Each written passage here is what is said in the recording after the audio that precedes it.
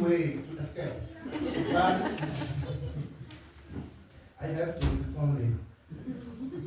Yesterday, I was speaking with my youngest sisters from another mother, okay? So I asked them the question about the gospel of today. I say, I don't know what I will say today, so if they can tell me something.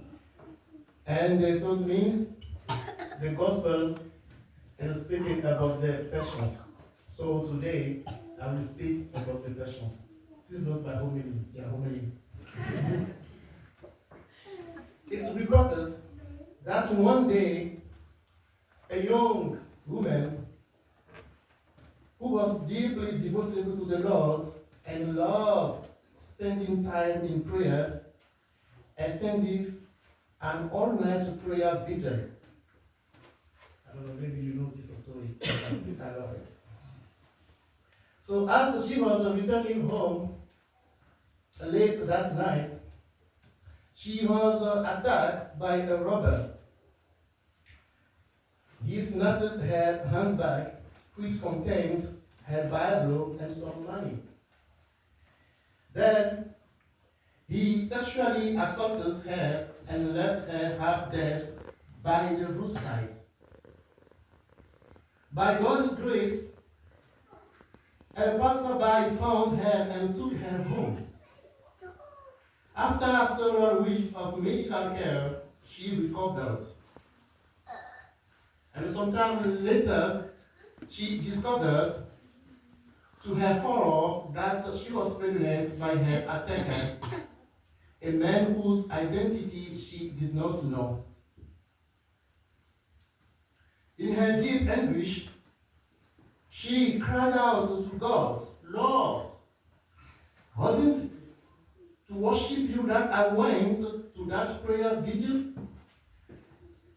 Why did you allow this to happen to me?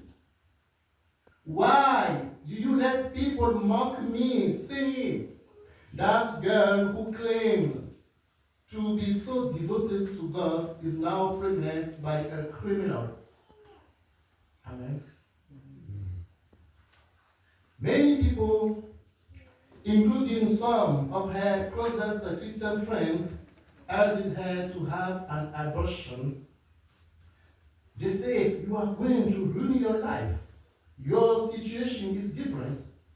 God will understand. But she always answered, no, God forbids it. I cannot go against his will. Despite her tears, shame, and pain, she remained faithful to the Lord. Several months later, she gave birth to a baby boy.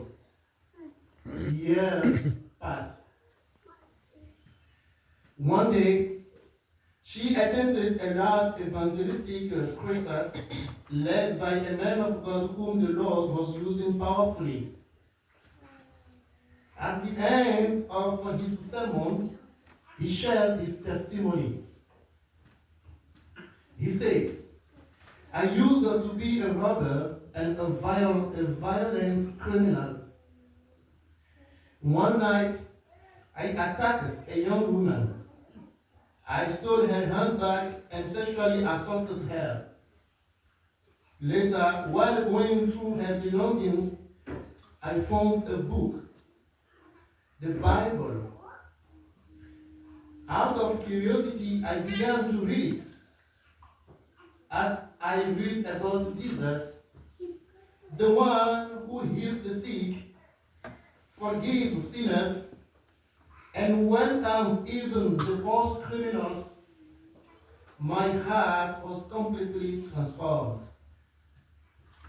That day, I gave my life to Christ, and since then, I have served him with all my heart. For many years, I have settled for that young woman because I wanted to ask for her forgiveness.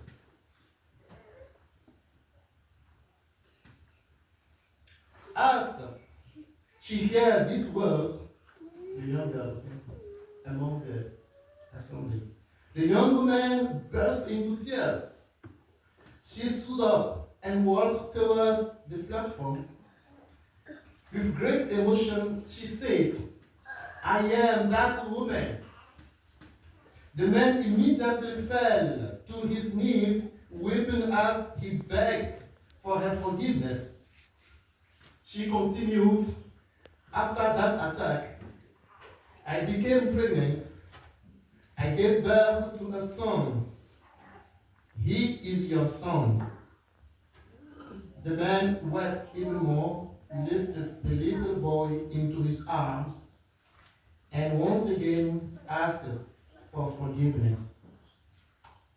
Later, since he had never been married, he asked the young woman to marry him.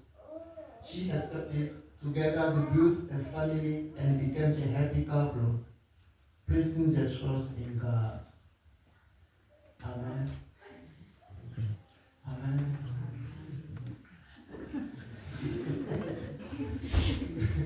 What do you think about that? God is wonderful. God is wonderful.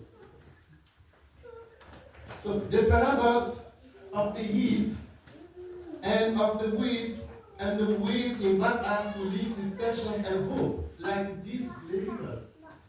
This lady girl, yeah. Sometimes there are things that happen in our lives. We don't know how to deal with it, but God only knows. God only knows. He knows how He's leading each one of us. When we trust in Him, He can change all situations. And He works gentle by gentle, like the yeast in the dough. God has no confusion in His head. Everything, if sometimes things appear to us as confusion, for God, never. So, brothers and sisters, I don't want to be so long. I think that the story itself and the explanation of Jesus Christ said everything.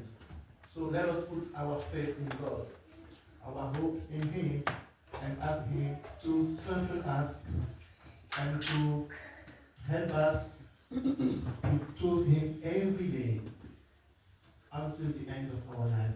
Amen. Amen.